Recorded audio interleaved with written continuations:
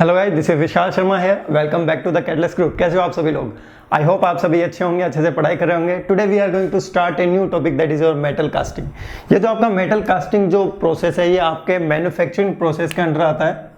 किसके अंदर आता है? मैन्युफैक्चरिंग प्रोसेस के अंडर आता है। ठीक है, जो हम प्रोडक्शन इंजीनियरिंग में पढ़ते हैं। अगर हम बात करते हैं मैन्युफैक्चरिंग प्रोसेस की, तो according to the definition of the manufacturing process क्या होता है? Manufacturing process is a process of converting raw material into a finished product. Definition रटने की जरूरत नहीं है, किसी भी एग्जामिनेशन में नहीं पूछी जाएगी, इंटरव्यू में पूछी जा सकती है। सो रॉ मटेरियल को फिनिश प्रोडक्ट में कन्वर्ट करने के लिए जो प्रोसेस यूज में लिया जाता है, उसे हम क्या कहते हैं? मैन्युफैक्चरिंग प्रोसेस कहते हैं। सर, रॉ मटेरियल क्या होता है, फिनिश प्रोडक्ट क्या होता है? ये तो नाम से ही पता चल रहा है। फिनिश प्रोडक्ट क्या होता है? फिनिश प्रोडक्ट वो प्रोडक्ट होता है जो कि आप यूज कर रहे हो। That is also termed as a useful product. Finish product क्या होगा? फिनिश प्रोडक्ट वो प्रोडक्ट होता है जिसे आप यूज कर रहे हो। से फॉर एग्जांपल, आप अपने चारों ओर देखिए कुछ नजर आ रहा है। हाँ सर, ऊपर फैन नजर आ रहा है, तो ये फैन क्या होता है? फिनिश प्रोडक्ट होता है। और देखिए चारों ओर क्यों, आप अपने सामने देखिए, जो आप सेल फोन या फिर जो आप लैपटॉप यूज कर रहे हो, वो भी क्या होता है? फिनिश प्रोडक्ट होता है। जिस टेबल पर, चेयर पर बैठकर आप पढ़ाई कर रहे हो, वो भी क्या है? फिनिश प्रोडक्ट है। क्या वो फिनिश प्रोडक्ट हमें अर्थ में डायरेक्टली मिल जाते हैं?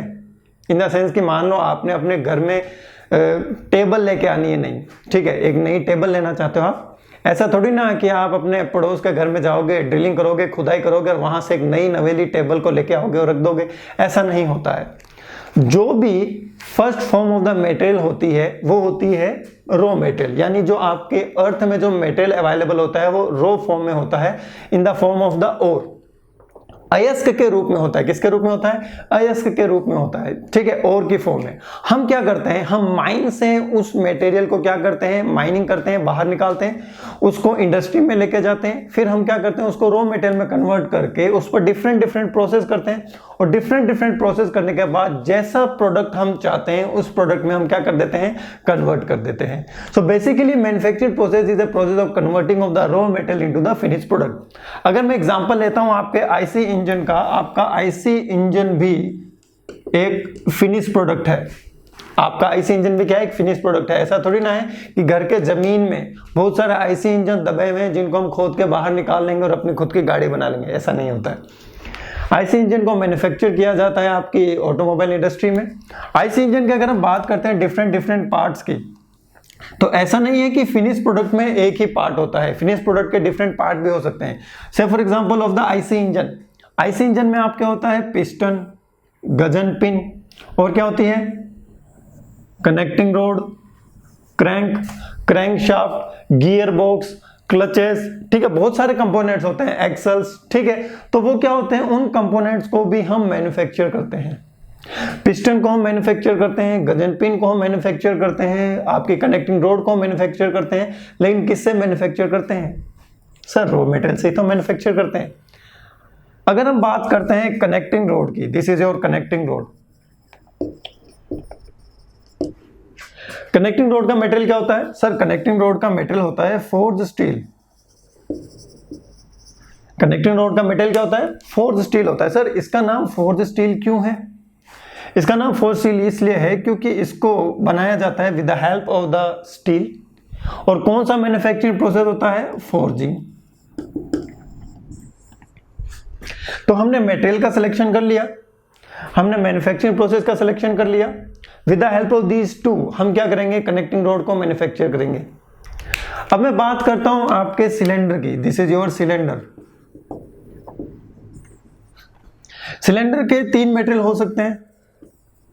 सिलेंडर का मटेरियल हो सकता है आपका cast iron, steel, aluminium. These are the 3 different materials according to the application। हम मटेरियल को चूज करते हैं according to the required properties. Material science में आपने पढ़ा होगा। What do you mean by material science? Material science the branch of science which deals with the relationship between the properties of the material and the manufacturing process. कि material की properties को with the help of the manufacturing process हम कैसे change कर सकते हैं। वापिस material science से बाहर आ जाओ, हम कास्टिंग ही पढ़ रहे हैं। तो सिलेंडर के 3 मटेरियल हो सकते हैं। आपका हो सकता है कास्ट आयरन, आपका हो सकता है स्टील, एल्यूमिनियम हो सकता है। तो जिस मेटल का आप सिलेंडर बनाना चाहते हो वो मेटल आप चूज कर सकते हो। लेकिन माय डियर फ्रेंड्स, क्या सिलेंडर को हम फोर्जिंग से बना सकते हैं? नहीं, बिल्कुल भी नहीं। ये जो आपका सिलेंडर ब्लॉक होता है आईसी इंजन का, ये बनाया जाता है with the help of the metal casting. तो ऐसा नहीं है कि सभी प्रोडक्ट्स एक ही मैन्युफैक्चरिंग प्रोसेस से बन जाए, यानी मैन्युफैक्चरिंग प्रोसेस के भी डिफरेंट टाइप हो सकते हैं।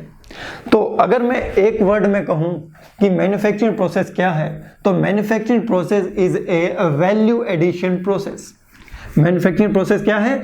Manufacturing process is a value addition process. अब ध्यान देना, मैं कुछ बोल रहा हूं, वैल्यू एडिशन प्रोसेस मतलब वैल्यू क्या क्या होता है? एडिशन। मतलब आपका अगर हम कंपैरिजन करें रॉ मटेरियल और आपके फिनिश प्रोडक्ट की, दोनों में से वैल्यू किसकी ज्यादा होती है बताओ मार्केट में? इन द सेंस अगर हम मार्केट की बात करें तो रॉ मेटेरियल और फिनिश प्रोडक्ट में से वैल्यू किसकी ज्यादा होती है? Sir, the value of the finish product is more as compare to the raw material in the market. That's why we can say that manufacturing process is also a value addition process. तो manufacturing process को value addition process कहना भी गलत नहीं होगा, क्योंकि finish product की value market में इंक्रीज हो जाती है as compare to the raw material. अगर हम बात करते हैं classification of the manufacturing process की, जो मैन्युफैक्चरिंग प्रोसेस होता है, जो मैन्युफैक्चरिंग प्रोसेस होगा उसका टाइप्स क्या हो सकता है, उसका क्लासिफिकेशन क्या हो सकता है, तो देखिए, ठीक है, जो मैन्युफैक्चरिंग प्रोसेस है, अगर हम क्लासिफिकेशन ना लिखना चाहें तो ना लिखिए, आप मैन्युफैक्चरिंग प्रोसेस के टाइप्स लिख सकते हो, कोई प्रॉब्लम नहीं है। तो सबसे पहला मैं बताने वाला हूं कि मैन्युफैक्चरिंग प्रोसेस क्या होता है। सबसे पहला मैन्युफैक्चरिंग प्रोसेस होता है कास्टिंग, जिसके बारे में हम अभी पढ़ने वाले हैं। वेल्डिंग हम पढ़ चुके हैं, वो भी एक तरीके का मैन्युफैक्चरिंग प्रोसेस ही है। सबसे पहला होता है कास्टिंग, दूसरा होता है मेटल फॉर्मिंग, तीसरा होता है आपका फैब्रिकेशन प्रोसेस, और फोर्थ प्रोसेस क्या आता है बताइए, जरा थोड़ा सा सोच के बताइए।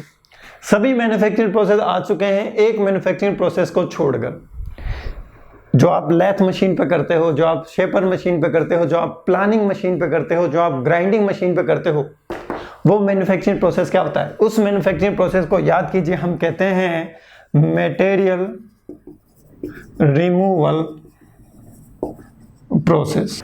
Material removal process, fabrication process, metal forming process और कास्टिंग प्रोसेस। अगर मैं बात करता हूं सबसे पहले प्रोसेस की, तो ये आपका कास्टिंग प्रोसेस होता है, इसे हम क्या कहते हैं? कास्टिंग प्रोसेस को हम कहते हैं प्राइमरी प्रोसेस। क्या कहते हैं? Primary process. सबसे पहले कास्टिंग ही की जाएगी। क्या की जाएगी? सबसे पहले कास्टिंग ही की जानी है। कोई भी अगर आप प्रोडक्ट मैन्युफैक्चर कर रहे हो, कोई भी प्रोडक्ट, चाहे आप शीट मेटल का ही प्रोडक्ट क्यों ना प्रोड्यूस करें, उसमें शीट को बनाने के लिए जो आप बिलेट यूज में लोगे, उसके लिए कास्टिंग करनी ही पड़ेगी। क्या करनी पड़ेगी?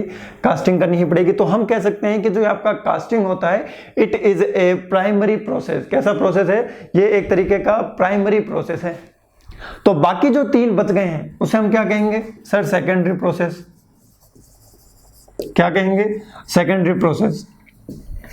मेटल कास्टिंग में जो हमारा most of the time focus रहता है, that will be on the casting. Casting पे हमारा most of the time focus रहेगा, क्योंकि नाम ही चैप्टर का क्या है? मेटल कास्टिंग है। मेटल फॉर्मिंग हम अलग से पढ़ेंगे, ठीक है। फैब्रिकेशन प्रोसेस हम अलग से पढ़ेंगे, मेटल रिमूवल रेट प्रोसेस हम अलग से पढ़ेंगे। ये सभी प्रोसेस आपके क्या है? सिलेबस में इंक्लूडेड है। अगर मैं बात करता हूं कास्टिंग प्रोसेस की, तो कास्टिंग प्रोसेस में क्या होता है? कास्टिंग प्रोसेस में हम रॉ मटेरियल को लिक्विड फॉर्म में कन्वर्ट करके सॉलिडिफाई करते हैं। किस फॉर्म में कन्वर्ट करके सॉलिडिफाई करते हैं? लिक्विड फॉर्म में कन्वर्ट करके सॉलिडिफाई करते हैं। मेटल फॉर्मिंग प्रोसेस में क्या होता है? मेटल फॉर्मिंग प्रोसेस में हम रॉ मटेरियल पर, अगर जिसको आप फिनिश प्रोडक्ट में कन्वर्ट करना चाहते हो, उस पर आप एक्सटर्नल फोर्सेस अप्लाई करोगे, ठीक है। इसका सबसे अच्छा एग्जांपल है रोटी बनाना। आप रोटी बेलते हैं, ठीक है। रोटी में क्या होता है? आप क्या करते हो? आटे पर एक फोर्स लगाते हो और बेलन के थ्रू उसमें हम क्या करते हैं, उसको हम एक प्लेन शीट में कन्वर्ट करने की कोशिश करते हैं, हम उस पर रोलिंग प्रोसेस करते हैं। So that is a metal forming process. क्या उसमें मास चेंज हो रहा है? बिल्कुल नहीं, जितना मास हमने पहले लिया था उतना मास अभी भी है।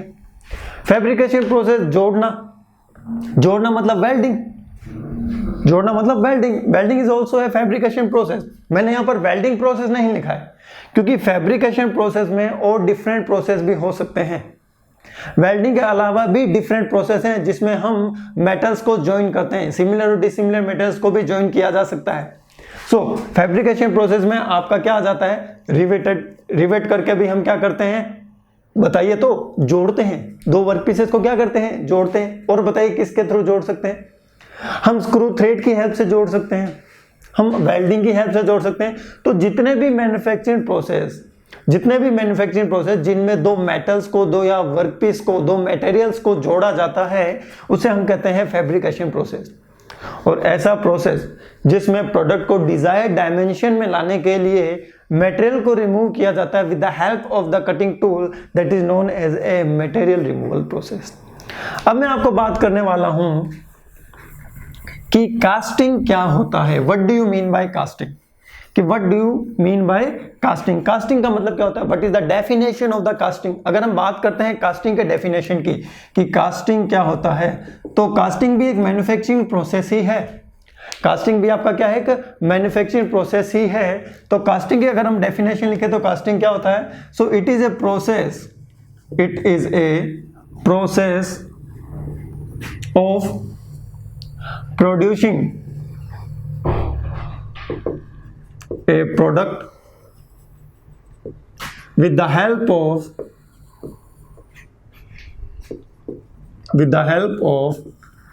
liquid metal। ये एक बेसिक सी डेफिनेशन होगी समझने के नजरिए से कि हम एक प्रोडक्ट को प्रोड्यूस करना चाहते हैं with the help of the liquid metal. मतलब कास्टिंग में मेटल होगा, उसको हमें लिक्विड फॉर्म में कन्वर्ट करना ही पड़ेगा। उसको हमें किस में कन्वर्ट करना पड़ेगा, लिक्विड फॉर्म में कन्वर्ट करना ही पड़ेगा। उसके बाद हम उसको सॉलिडिफाई करेंगे, क्या करेंगे, सॉलिडिफाई करेंगे और उससे हम क्या बनाएंगे, एक प्रोडक्ट बनाएंगे। क्या बनाएंगे उससे हम, प्रोडक्ट। इसकी दूसरी डेफिनेशन में और क्या लिख सकता हूं, it is a process in which, ये एक प्रोसेस है जिसमें in which liquid metal will be allowed to solidify in a predefined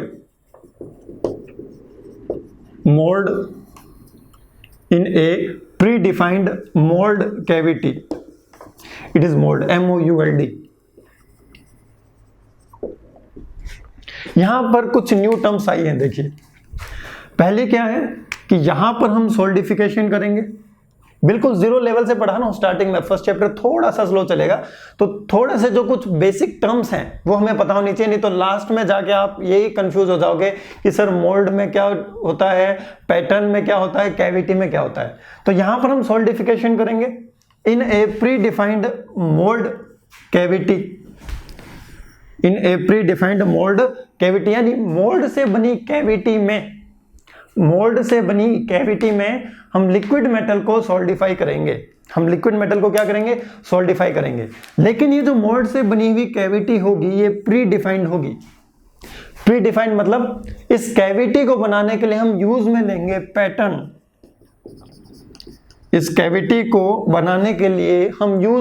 pattern. देखो अब हमें समझना पड़ेगा कि हम इस प्री डिफाइंड कैविटी में कैसे सॉलिडिफाई करते हैं। तो इसको समझने के लिए हम एक बेसिक सा एग्जांपल ले लेते हैं।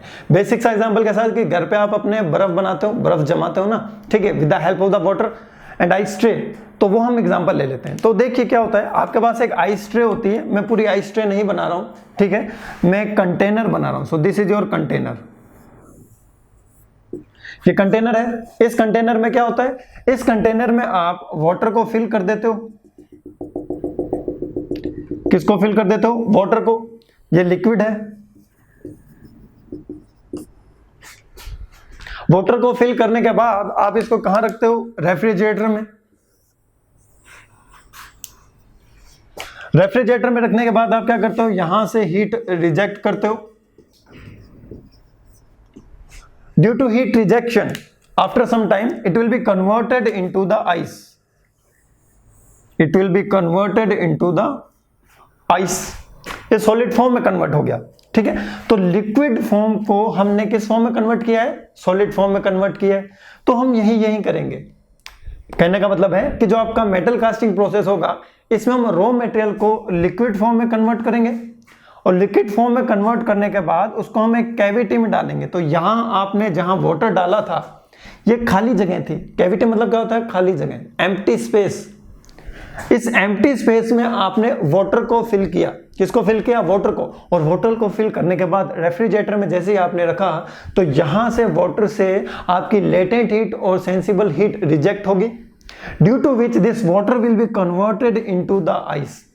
Due to this water will be converted into the ice. लेकिन हम मेटल कास्टिंग में रेफ्रिजरेटर का यूज नहीं करते हैं, क्योंकि एट द एटमॉस्फेरिक टेम्परेचर, हमारा जो एटमॉस्फेरिक टेम्परेचर होता है, इस पर जो आपका मेटल होता है वो सॉलिड फॉर्म में होता है। किस फॉर्म में होता है, सॉलिड फॉर्म में होता है। तो यहां पर हमें रेफ्रिजरेटर यूज करने की जरूरत नहीं है। लेकिन सर, जब हम इस रॉ मटेरियल को लिक्विड फॉर्म में कन्वर्ट करेंगे तो फर्नेस की जरूरत जरूर पड़ेगी। क्यों, क्योंकि मेटल को लिक्विड फॉर्म में कन्वर्ट करने के लिए उसका टेम्परेचर हमें क्या करना पड़ेगा, इंक्रीज करना पड़ेगा। अब मैं इसके बिल्कुल बेसिक प्रिंसिपल पर आ रहा हूं। आपसे मैं एक चीज पूछना चाहता हूं, एक बिल्कुल सिंपल शेप की आप इमेजिनेशन कीजिए, जिसको हम कास्टिंग के हेल्प से प्रोड्यूस करना चाहते हैं। बिल्कुल सिंपल शेप की, ज्यादा कॉम्प्लेक्स शेप की नहीं कर रही है। तो बिल्कुल सिंपल शेप क्या हो सकती है आपकी, हो सकती है क्यूबिकल शेप। कैसी shape, cubical shape. So this is your cubical shape. एक क्यूब को आप एज्यूम कर सकते हो, एक क्यूबॉइड को आप एज्यूम कर सकते हो एज ए बिल्कुल simple shape. It is the simplest shape of the object to be produce with the help of the metal casting. अब हम क्या करते हैं, देखिए, अगर हमें किसी क्यूबिकल शेप का प्रोडक्ट प्रोड्यूस करना है और वो भी कास्टिंग की हेल्प से प्रोड्यूस करना है, तो हम कैसे करेंगे। तो यहां पर मैं अब आपको एक प्रोसेस बताने वाला हूं।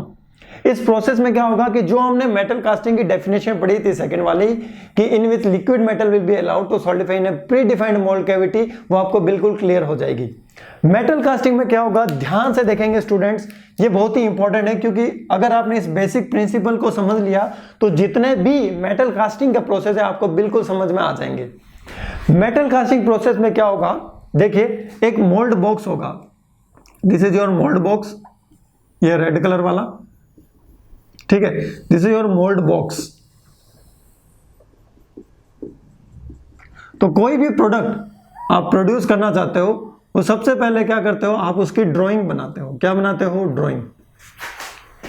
ड्राइंग बनाने के बाद वो ड्राइंग जाती है आपकी मेटल कास्टिंग वाली लेबोरेटरी में या फिर मेटल कास्टिंग वाली शेड में, जहां पर क्या होता है, उस with the help of that drawing हम बनाएंगे पैटर्न। सपोज आप कोई प्रोडक्ट बनाना चाहते हो, ये एक क्यूबिकल प्रोडक्ट है, ठीक है। इसकी जो भी डायमेंशंस हैं वो सारी ड्राइंग में इंडिकेटेड है। उन्हीं डायमेंशंस का हम क्या बनाते हैं, पहले एक पैटर्न बनाते हैं। पहले हम क्या बनाएंगे, एक पैटर्न। किसी चीज का भी बना सकते हो आप, वुड का बना सकते हो, मेटल का बना सकते हो, प्लास्टिक्स का। वुड का भी बना सकते हो, लकड़ी का, मेटल का भी बना सकते हो और प्लास्टिक का भी बना सकते हो। तो यहां हमने क्या बनाया है, पैटर्न बनाया है सबसे पहले, ठीक है। ये क्या है आपका, ये है आपका प्रोडक्ट। इस प्रोडक्ट को मैं कहता हूं कास्टिंग। कास्टिंग एक प्रोसेस भी है और कास्टिंग एक प्रोडक्ट भी है। कास्टिंग क्या होती है, वह प्रोडक्ट होता है जो with the help of casting process बनता है। तो अगर मैं कहीं कहीं कहता हूं कि ये आपकी कास्टिंग है, तो उसका मतलब है कि ये आपका फाइनल प्रोडक्ट है। पैटर्न क्या होता है, पैटर्न इस प्रोडक्ट की कॉपी होती है, रेप्लिका होता है, नकल होती है, बिल्कुल एग्जैक्ट वही होता है जैसा आपको प्रोडक्ट बनाना हो। अब हम इस पैटर्न को क्या करते हैं, देखिए, इस पैटर्न को हम क्या करेंगे, इस मोल्ड बॉक्स में रखेंगे। सो this is your pattern, this is your pattern. इस पैटर्न को हमने क्या किया है, इस मोल्ड बॉक्स में रख दिया है, ठीक है। अब हम क्या करेंगे, इसके ऊपर सैंड डालेंगे। क्या डालेंगे, sand. This is your sand, this is your sand. इस सैंड को हम कहते हैं मोल्डिंग सैंड। ध्यान से सुनिएगा जो टर्म्स मैं कह रहा हूं, क्योंकि सब्जेक्ट जब आपका बीच में आ जाएगा तब आप कंफ्यूज हो जाओगे। मोल्ड बॉक्स क्या होता है, मोल्ड क्या होता है, ठीक है, पैटर्न क्या होता है, डिफरेंट थिंग्स क्या होते हैं, तो यहां पर ही क्लियर करते चलिए, ठीक है। ये क्या होता है आपका मोल्ड बॉक्स,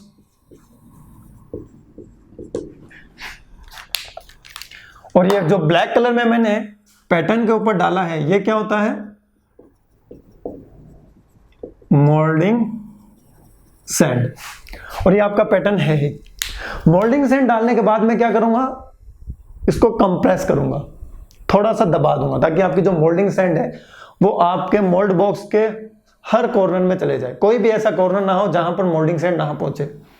तो मोल्डिंग सैंड की प्रॉपरली फिलिंग के लिए मैं इसको करूंगा compress.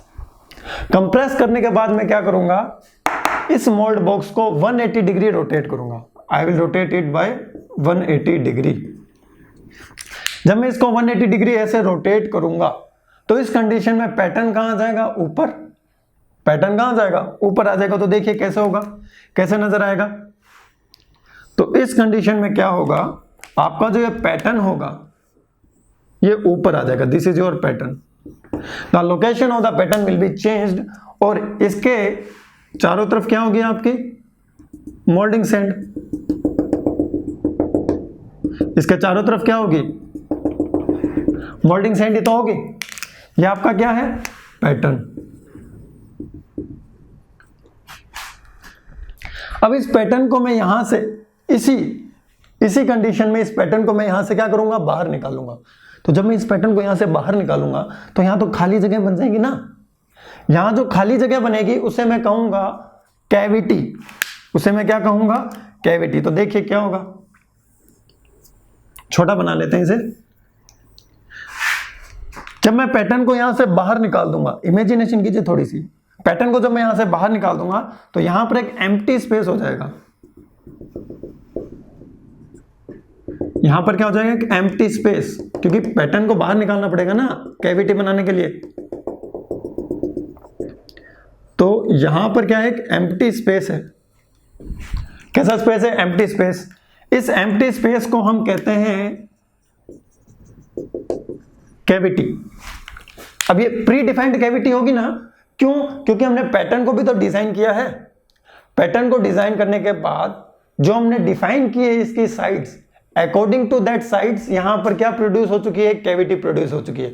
So this cavity will be produce with the help of the pattern which is the replica of the product which will B produce with the help of the casting. तो ये चीज यहां तक आपको क्लियर हो चुकी होगी। बरसात आती थी तब घर में बाहर जब मिट्टी होती थी तो मिट्टी से आप खेलते थे, अंदर हाथ डालते थे और उसके ऊपर मिट्टी डाल देते थे, फिर धीरे से हाथ बाहर निकालते थे, तो वहां पर एक कैविटी बन जाती थी। बिल्कुल सेम प्रोसेस यहां पर है। यहां पर हम हाथ वगैरह नहीं डालेंगे, यहां पर हम पैटर्न डालेंगे और पैटर्न डालने के बाद एक कैविटी को प्रोड्यूस करेंगे। किसको प्रोड्यूस करेंगे, कैविटी को। और जो ये कैविटी होगी इसके अंदर हम लिक्विड मेटल डालेंगे। किसको डालेंगे, लिक्विड मेटल को, with the help of the ladle. ये आपकी लेडल है और इस लेडल से क्या होगा, लिक्विड मेटल अंदर आएगा। कौन अंदर आएगा, लिक्विड मेटल। क्यों, सॉलिड मेटल को क्यों नहीं डाला, सॉलिड मेटल फ्लो थोड़ी हो सकता है, इसीलिए तो हमने मेटल को लिक्विड फॉर्म में कन्वर्ट करा है, ताकि उसकी फ्लोएबिलिटी क्या हो जाए, इंक्रीज हो जाए, उसकी फ्लूइडिटी क्या हो जाए, इंक्रीज हो जाए। आपका मेटल इसके अंदर जाएगा और इसके अंदर जाने के बाद ये फिल हो जाएगा। ये आपकी कैविटी किससे फिल हो जाएगी, लिक्विड मेटल से। तो ये आपका लिक्विड मेटल। तो जब ये लिक्विड मेटल से फिल हो जाएगा तो क्या ये कैविटी रहेगी, नहीं, ये तो फिल होगी। लिक्विड मेटल से फिल होने के बाद हम इसको हटा देंगे। लिक्विड मेटल से फिल होने के बाद हम इसको क्या करेंगे, हटा देंगे। अब इस लिक्विड मेटल वाले मोल्ड बॉक्स को, जिसके अंदर आपका लिक्विड मेटल है, इसको हम क्या करेंगे, इसको हम ऐसे ही रख देंगे और कहेंगे तुम धीरे धीरे क्या हो जाओ, कूल हो जाओ, ठंडे हो जाओ। तो जब धीरे धीरे कूलिंग होगी तो ये जो आपका लिक्विड मेटल है, it will be converted into the solid casting. It will be converted into the solid casting, क्योंकि लिक्विड मेटल जब एटमॉस्फेरिक टेम्परेचर पर आएगा तो किसमें कन्वर्ट हो जाएगा, सॉलिड कास्टिंग में कन्वर्ट हो जाएगा। जब ये सॉलिड कास्टिंग में कन्वर्ट हो जाएगा तो आपका प्रोडक्ट बन जाएगा। अब इस प्रोडक्ट को बाहर भी तो निकालना है। इस प्रोडक्ट को बाहर कैसे निकालेंगे सर? बिल्कुल आसान है। जहां से आप मोल्ड बॉक्स को हटाओगे, हटा दिया। मोल्ड बॉक्स को हटाने के बाद ये जो मोल्डिंग सैंड है, सैंड तो मिट्टी होती है ना, इसको तो आसानी से हम तोड़ सकते हैं, तो हम मोल्डिंग सैंड को क्या कर देंगे? तोड़ देंगे। तो जब आप मोल्डिंग सैंड को तोड़ दोगे, मोल्डिंग सैंड के तोड़ने के बाद अंदर से आपकी निकलेगी सॉलिड कास्टिंग। अंदर से आपकी क्या निकलेगी? Solid casting. So this solid casting will be your product. This solid casting will be your product. तो क्या हो रहा है मेटल कास्टिंग में? मेटल कास्टिंग में सबसे पहले मोल्ड बॉक्स लेते हैं, उसके यहां पर पैटर्न रखते हैं। It is exactly almost same as of the casting to be produce with some modification. Modification क्या होते हैं वो हम बाद में डील करेंगे, लेकिन अभी मैं बता रहा हूं कि it is exactly same as the product which will be produced with the help of the casting. ठीक है। उस पैटर्न को रखने के बाद हमने क्या किया? इसमें मिट्टी डाली, that is known as a moulding sand. और मिट्टी डालने के बाद हमने उसको कंप्रेस कर दिया ताकि मोल्डिंग सैंड क्या हो जाए? हर कॉर्नर में पहुंच जाए। मोल्डिंग सैंड के बीच में बिल्कुल भी वॉइड्स ना हो। वैसे तो वॉइड होंगे, मोल्डिंग सैंड्स में बीच में बिल्कुल भी वॉइड्स ना हो, इसलिए हमने मोल्डिंग सैंड के प्रॉपरली फिलिंग के लिए इसको हमने कंप्रेस कर दिया, जिसे हम कहते हैं रैमिंग। क्या कहते हैं? रैमिंग। कंप्रेस करने के बाद हमने इस मोल्ड बॉक्स को 180 डिग्री पर रोटेट किया। उसके बाद हमने पैटर्न को बाहर निकाला। पैटर्न को बाहर निकाला तो यहाँ कैविटी बन जाएगी। कैविटी में हम लिक्विड मेटल को फिल कर देंगे और उसको हम सॉलिडिफाई कर देंगे। सो this is the metal casting process. बहुत ही सिंपल प्रोसेस है। अब मैं आपसे एक क्वेश्चन पूछना चाहता हूं, बिल्कुल ही बेसिक एप्टीट्यूड वाला क्वेश्चन है कि यहां पर जो लिक्विड मेटल का मास आपने फिल किया है, आफ्टर सॉलिडिफिकेशन मास में कुछ चेंज होगा क्या? बिल्कुल सोचिए, मैंने क्वेश्चन क्या पूछा है कि कास्टिंग प्रोसेस में मास चेंज होता है या नहीं होता है। मतलब जब लिक्विड मेटल आपका सॉलिडिफाई होगा तो उस कंडीशन में मास चेंज होगा या नहीं होगा। 60% स्टूडेंट्स कहेंगे सर नहीं होगा, मास विल नॉट चेंज, क्योंकि हमने कोई मास बाहर निकाला ही नहीं है। हमने जितना मास फिल किया था उसी तो सॉलिडिफाई किया है, उसी को ही तो हमने सॉलिडिफाई किया है। सॉरी, ठीक है। कुछ स्टूडेंट्स कहेंगे सर होगा, लेकिन जो कह रहे हैं ना कि सर मास चेंज होगा, वो मास चेंज नहीं होगा, वो वॉल्यूम चेंज होगा। Mass will remain same in your metal casting process. So according to the change in mass, हम मैन्युफैक्चरिंग प्रोसेस को 3 पार्ट्स में क्लासिफाई कर सकते हैं। कैसे? पहला होगा आपका जीरो प्रोसेस। कौन सा प्रोसेस? जीरो प्रोसेस, ये तो आप खुद बता देंगे। दूसरा होगा आपका एडिटिव प्रोसेस। तीसरा होगा आपके सब्ट्रैक्टिव प्रोसेस। 3 प्रोसेस होंगे। According to the change in mass, ऐसा प्रोसेस जिसमें मास बिल्कुल भी चेंज नहीं होता उसे हम क्या कहेंगे? Zero process. ऐसा प्रोसेस जिसमें मास इंक्रीज हो जाता है, एडिटिव प्रोसेस। ऐसा प्रोसेस जिसमें मास डिक्रीज हो जाता है, that is known as a subtractive process. बिल्कुल आसान है, बिल्कुल आसान है। हवा बना रखा है, ऐसा कुछ नहीं होता है मेटल कास्टिंग प्रोडक्शन, बिल्कुल नाम से ही सारी चीजें निकल आती है। अब मैं आपसे पूछता हूं कि अब तक आपने जो पढ़ा है मेटल कास्टिंग, वो जीरो प्रोसेस में आएगा, एडिटिव प्रोसेस में आएगा या फिर सब्ट्रैक्टिव प्रोसेस में आएगा? बताइए किस में आएगा? सर जो मेटल कास्टिंग प्रोसेस है ये आता है आपके जीरो प्रोसेस में। जो मेटल कास्टिंग प्रोसेस होगा ये किस में आएगा? जीरो प्रोसेस में, क्योंकि सर मेटल कास्टिंग में मास बिल्कुल भी चेंज नहीं होता, मास बिल्कुल भी चेंज नहीं होता है। एक और ऐसा प्रोसेस होता है जिसमें मास बिल्कुल भी चेंज नहीं होता है, that is also known as a zero process, that is metal forming. Metal forming process में भी मास चेंज नहीं होता है। तो sometime it may be asked in examination which of the following process is known as a zero process, that is metal casting and metal forming process is known as a zero process. बिल्कुल याद रखने में भी आसान है, अभी हो चुका होगा, रिवीजन करने की जरूरत नहीं है इनकी। दो एडिटिव प्रोसेस, बताइए कि ऐसा कौन सा प्रोसेस है जिसमें मास इंक्रीज होता है? तो मास इंक्रीज करने के लिए हमें कुछ मास ऐड करना पड़ेगा। मास इंक्रीज करने के लिए हमें कुछ मास ऐड करना पड़ेगा। तो कौन सा प्रोसेस है जिसे हम एडिटिव प्रोसेस कह सकते हैं? That is fabrication process. That is fabrication process. For example welding, soldering, brazing, जितने भी प्रोसेस जिसमें आपको फील आने लगे कि मास इंक्रीज हो रहा है, वो सभी प्रोसेस क्या है? फैब्रिकेशन प्रोसेस है। वो सभी प्रोसेस क्या है? फैब्रिकेशन प्रोसेस है। अब मैं बात करता हूं सब्ट्रैक्टिव प्रोसेस की। सर सब्ट्रैक्टिव प्रोसेस कौन से होते हैं? जिसमें मास डिक्रीज होता है। अब आप मुझे खुद बताइए कि ऐसा कौन सा प्रोसेस है जिसमें मास डिक्रीज हो जाएगा?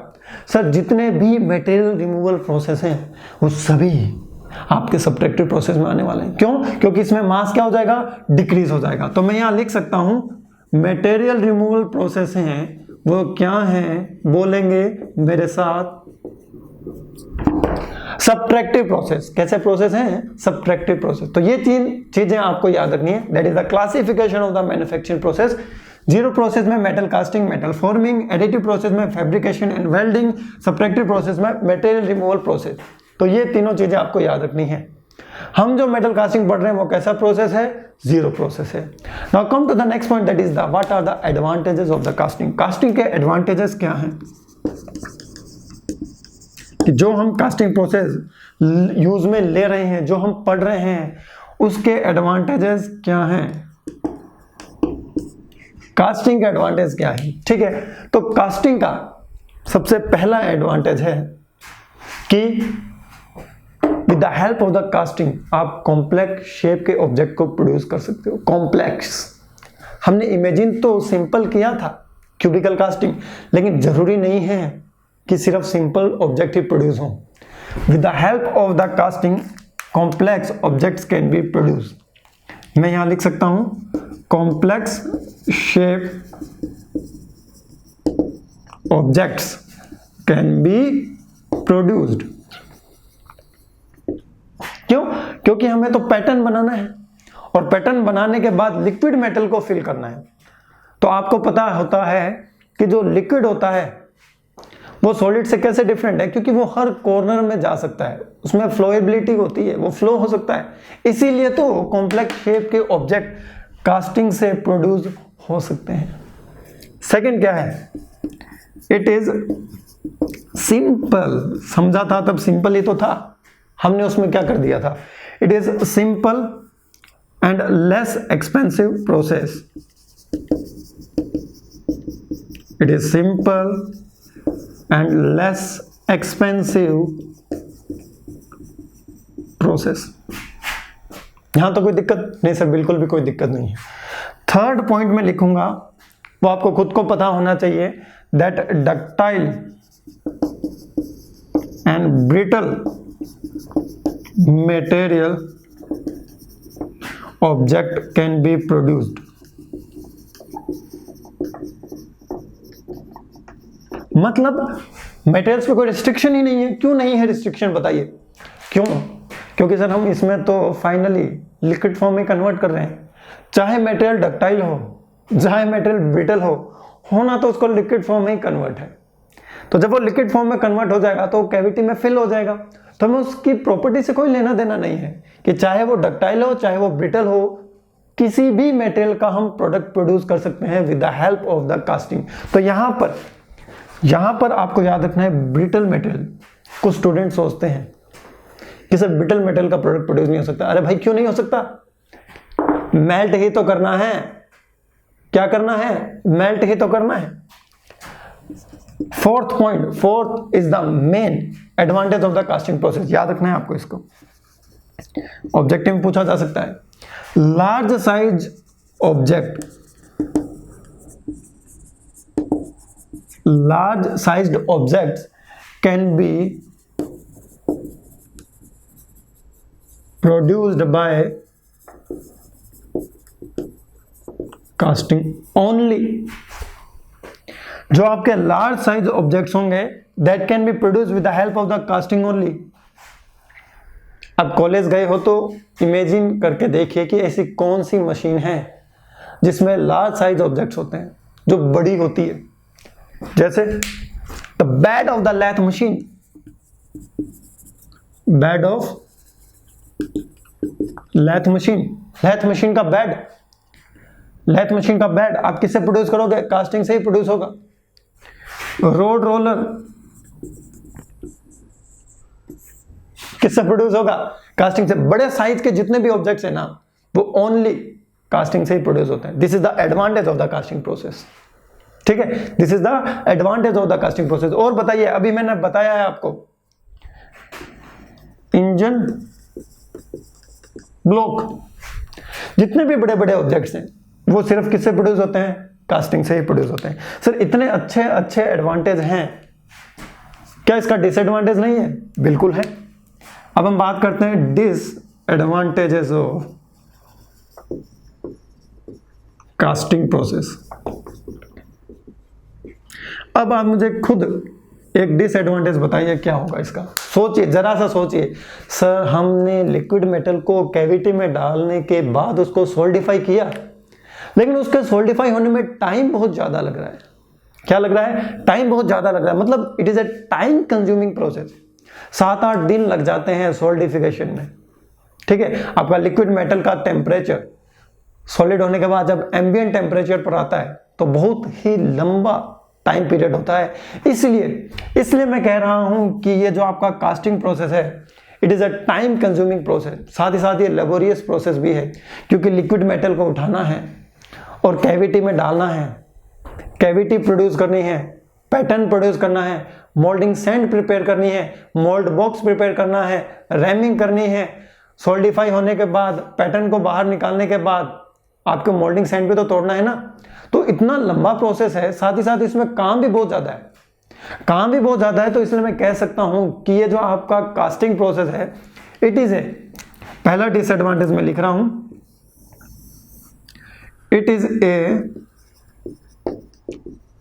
Time consuming and laborious process. It is A time consuming and laborious process.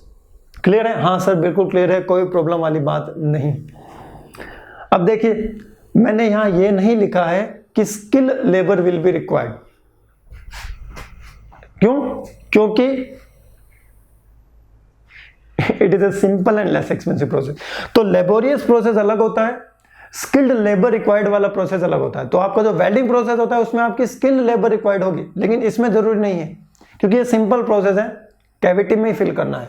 लेकिन ये लेबोरियस प्रोसेस है, कहने का मतलब है कि इसमें लेबर पावर बहुत ज्यादा लगती है, इसमें जो एनर्जी का यूज होता है लेबर का वो बहुत ज्यादा होता है। It is A time consuming and laborious process. दूसरा,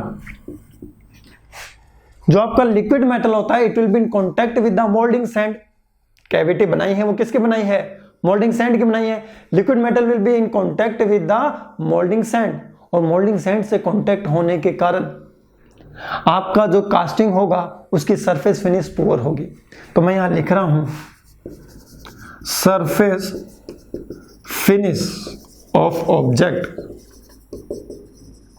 produced by casting is not good,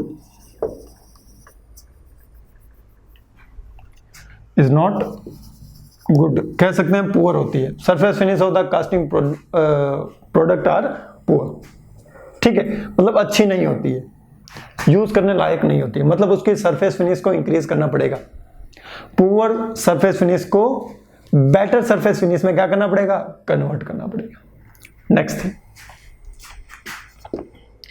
gas defects can be produced. Gas defect, gas मतलब एयर। हो सकता है जब आप लिक्विड मेटल फिल कर रहे हो एयर अंदर चली जाए, तो जब एयर अंदर जाएगी आफ्टर सोल्डिफिकेशन, कास्टिंग में आपकी कैविटी हो जाएगी, और उस कैविटी को हम कहते हैं gas defect. So there is a possibility of the gas defect arising in the casting product. It is not 100% कि जरूरी नहीं है कि कास्टिंग में हमेशा गैस डिफेक्ट आए, जरूरी नहीं है, आ सकते हैं। There is a possibility of the gas defects in the casting. ठीक है, so this is also the disadvantage. Third के बाद fourth, non uniform mechanical properties. Non uniform mechanical properties. Why non uniform mechanical properties? Due to अगर हम बात करें non uniform cooling. Non uniform mechanical properties होने का क्या कारण है? नॉन यूनिफॉर्म कूलिंग, मतलब जो कूलिंग होगी वो यूनिफॉर्मली नहीं होगी। Due to non uniform cooling, जो आपके कास्टिंग ऑब्जेक्ट्स होंगे उनकी जो मैकेनिकल प्रॉपर्टीज होगी वो नॉन यूनिफॉर्म होगी। वो कैसी होगी? Non uniform. इसको कैसे समझे सर? बिल्कुल समझना आसान है। जब भी आपका लिक्विड मेटल सॉल्डिफाई होगा, आप मुझे एक बात बताइए कि सबसे पहले कौन से पार्ट का सॉल्डिफिकेशन होगा? सबसे पहले कौन सा मटेरियल सॉल्डिफाई होगा? जब भी लिक्विड मेटल सॉल्डिफाई होता है, ठीक है, इसको आप ऐसे भी समझ सकते हो, आइस ट्रे में पानी रखा था, बिल्कुल सर रखा था, फिर उसको फ्रीजर में रखा था, हाँ सर बिल्कुल रखा था। सबसे पहले बर्फ कहाँ जमती है? सर सबसे पहले अपर मोस्ट लेयर पर आइस बनती है, उसके बाद फिर नीचे बनती है, फिर नीचे बनती है, फिर नीचे बनती है। कभी कभी आप चेक कर लेते हो ना कि सर अभी हमें आधा घंटा ही हुआ है, वाटर रखे, देखते हैं आइस बनी है या नहीं भी, आप उसमें उंगली डाल के देखना। तो सबसे पहले बर्फ होगी, फिर अंगुली अंदर चली जाती है, नीचे पानी है। तो मतलब सबसे पहले जो आउटर लेयर होती है ना वो सॉल्डिफाई होती है। तो देखिए अब मैं क्या करता हूं, एक लिक्विड मेटल का एग्जांपल लेता हूं। सो this is your liquid metal, this is your liquid metal. अब इसकी जो सरफेस सॉल्डिफाई होगी सबसे पहले कौन सी होगी बताइए? सर इसकी सबसे पहले जो सॉल्डिफाई होगी लेयर वो आउटर मोस्ट लेयर होगी, यहां पर सॉल्डिफिकेशन होगा सबसे पहले। सबसे पहले ये फर्स्ट लेयर सॉल्डिफाई होगी। उसके बाद सर कौन सी लेयर सॉल्डिफाई होगी? सर उसके बाद इसके अंदर वाली लेयर सॉल्डिफाई होगी, ये वाली।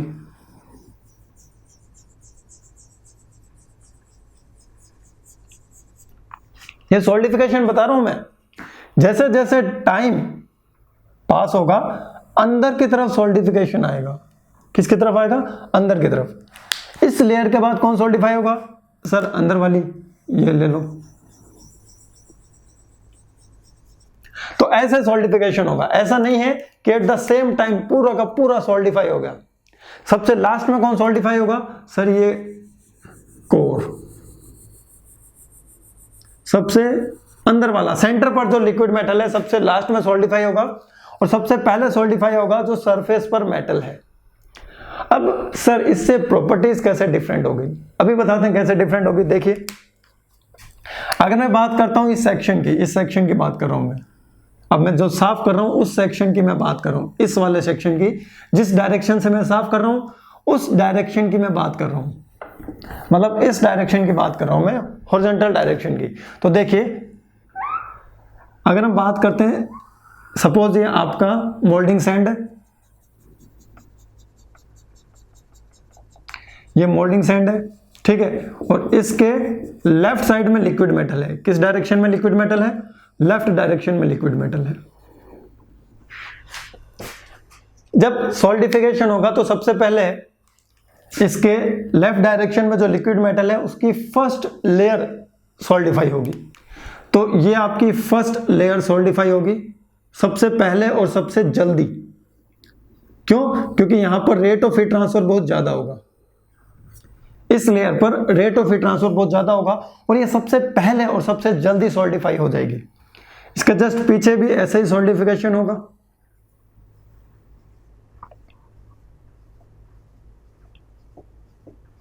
हो गया? मतलब जिसका सबसे जल्दी सॉल्डिफिकेशन होगा उसके ग्रेन को बड़ा होने का मौका ही नहीं मिला ना। मटेरियल साइंस पढ़ी होगी आपने, जितना जल्दी सॉल्डिफिकेशन होगा ग्रेन का साइज उतना छोटा होगा। तो ये जो ग्रेन होंगे स्टार्टिंग वाले, इन ग्रेन्स को मैं कहूंगा फाइन ग्रेन्स। क्या कहूंगा? Fine grains. मतलब कास्टिंग की जो सरफेस होती है उसकी आउटर मोस्ट जो सरफेस होगी वो फाइन ग्रेन्स की प्रोड्यूस होगी। किसकी? फाइन ग्रेन्स की। फाइन ग्रेन्स की सरफेस के बाद के जो सरफेस होगी उनको सॉल्डिफिकेशन में थोड़ा टाइम लगेगा, और सॉल्डिफिकेशन में थोड़ा टाइम लगने के कारण उनका साइज थोड़ा बड़ा होगा।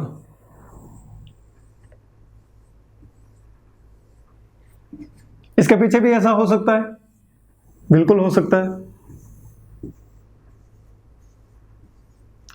तो ये वाली जो लेयर होगी इसमें जो ग्रेन्स होंगे वो बड़े बड़े होंगे, और बड़े बड़े को हम क्या कहते हैं, एक फाइन है तो दूसरा क्या होगा, कोर्स ग्रेन्स।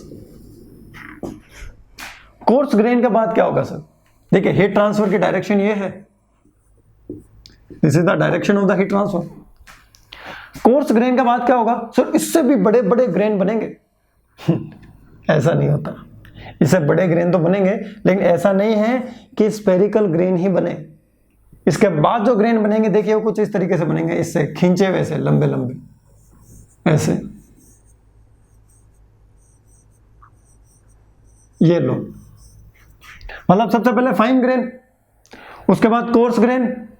सर ये जो लंबे लंबे खींचे हुए ग्रेन है इन्हें हम क्या कहते हैं, इन्हें हम कहते हैं कॉलमनार ग्रेन। क्या सर इसके पीछे भी ऐसा हो सकता है, बिल्कुल हो सकता है, क्या प्रॉब्लम है, यहां भी कॉलमनार ग्रेन बन सकते हैं, कोई दिक्कत वाली बात नहीं है। लेकिन इसके बाद का जितना भी मेटेरियल होगा उन सभी मेटेरियल में कॉलमनार ग्रेन्स होगी, accept at the centre, centre पर कॉलमनार ग्रेन नहीं होगा। ठीक है, सपोज ये आपका मेटेरियल ऐसा है, इस तरीके से समझाने की कोशिश कर रहा हूं। सेंटर पर जो ग्रेन बनेगा वो देखिए कैसे बनेगा, वो कुछ इस तरीके से बनेगा, ऐसा। इस ग्रेन को हम कहते हैं इक्वी एक्स्ड ग्रेन। पंखा होता है ना, पंखा, बिल्कुल उसका जैसा, क्योंकि कॉलमनार यहां से भी आ रहा होगा, यहां से भी आ रहा होगा, यहां से भी आ रहा होगा, यहां से भी आ रहा होगा, लेकिन वो कॉलमनार नहीं होगा, वो कैसा होगा, इक्वी एक्स्ड ग्रेन्स होगा। तो this question has been asked in examination, बहुत ही डीपली तरीके से पूछा गया था और हमें याद रखना है, समझ ही नहीं पाए थे तो हो क्या रहा है। क्वेश्चन ये था कि इन द कास्टिंग प्रोसेस जब सॉलिडिफिकेशन होता है तो जो आउटर मोस्ट लेयर होती है उसके जो ग्रेन्स होते हैं वो कैसे होते हैं, फाइन ग्रेन्स। स्टूडेंट्स सबको क्वेश्चन ये आता था, लेकिन जल्दबाजी में उन्होंने क्वेश्चन को आधा अधूरा पढ़ा और ये टिक करके आगे, क्योंकि कुछ नया नया सा लगा कि इक्वी एक्स्ड ग्रेन कुछ नया नया सा वर्ड है, आंसर एग्जैक्टली यही होगा, लेकिन वैसा नहीं होता। हमें क्वेश्चन को बिल्कुल ध्यान से पढ़ना है, जल्दबाजी में नहीं पढ़ना है कि सबसे पहले जब सॉलिडिफिकेशन होगा तो बाहर वाली जो लेयर होगी वहां पर क्या होंगे, फाइन ग्रेन्स होंगे। कैसे ग्रेन्स होंगे, फाइन ग्रेन। अब मैं बात करने वाला हूं टेम्परेचर की, किसकी, टेम्परेचर की। With respect to the temperature मैं बात करने वाला हूं। आप जब रॉ मटेरियल को लिक्विफाई करोगे, ठीक है, उसको लिक्विड फॉर्म में कन्वर्ट करोगे, तो लिक्विड फॉर्म में कन्वर्ट करने के लिए मिनिमम कितना टेम्परेचर होना चाहिए सर, लिक्विड फॉर्म में कन्वर्ट करने के लिए मिनिमम टेम्परेचर होना चाहिए मेल्टिंग पॉइंट टेम्परेचर, उस मटेरियल का मेल्टिंग पॉइंट टेम्परेचर। क्या इस मिनिमम टेम्परेचर पर आने के बाद आप उस लिक्विड मेटल को लेके कैविटी में फिल कर सकते हो? नहीं सर, नहीं कर सकते। क्यों? क्योंकि जब हम उस लिक्विड मेटल को लेंगे और कैविटी तक जब हम पहुंचेंगे, ऐसा तो नहीं है 0 सेकंड में पहुंच गए। जब हम उस लिक्विड मेटल को फर्नेस से लेंगे with the help of the ladle, जब हम कैविटी तक पहुंचेंगे तो कुछ ना कुछ फाइनाइट टाइम लगेगा। तो फाइनाइट टाइम लगने के कारण हीट ट्रांसफर होगा और हीट ट्रांसफर होने से वो वापस सॉलिडिफाई हो जाएगा। इसलिए हमें क्या करना पड़ेगा, पोरिंग टेम्परेचर को, जिस टेम्परेचर पर हम लिक्विड मेटल को पोर करना चाहते हैं वो मेल्टिंग पॉइंट टेम्परेचर से ज्यादा रखेंगे। तो मतलब जो आपका पोरिंग टेम्परेचर होगा that is TP, it will be equals to melting point temperature plus delta T. Melting point temperature plus delta T. तो टीपी क्या है, पोरिंग टेम्परेचर, जिस टेम्परेचर पर हम लिक्विड मेटल को पोर कर रहे हैं, पोर मतलब अंदर डालना कैविटी में, टीएम मतलब मेल्टिंग पॉइंट टेम्परेचर, और डेल्टा टी मतलब क्या होता है, डेल्टा टी मतलब होता है degree of superheat. Degree of superheat मतलब हमने मेल्टिंग पॉइंट टेम्परेचर से कितना ज्यादा टेम्परेचर इंक्रीज किया है in order to pour the liquid metal into the moulder cavity, that is known as a pouring temperature. मतलब this is known as a degree of superheat. तो this is also asked in the examination कि हम melting point temperature के ऊपर जो temperature increase करते हैं उसे हम क्या कहते हैं, डिग्री ऑफ सुपरहीट। उसे हम क्या कहते हैं, degree of superheat. Now come to the next point that the selection of the manufacturing process depend on, कि आप किस मैन्युफैक्चरिंग प्रोसेस से प्रोडक्ट का प्रोडक्शन करना चाहेंगे, वो क्या क्या फैक्टर होते हैं, उस पर हम बात करने वाले हैं।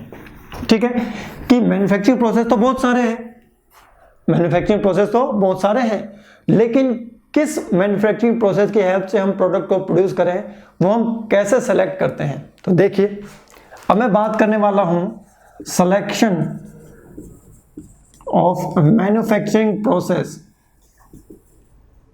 डिपेंड्स ऑन, किस पर डिपेंड्स करता है। इसमें भी 4 पॉइंट्स हैं, बिल्कुल सिंपल हैं। आप खुद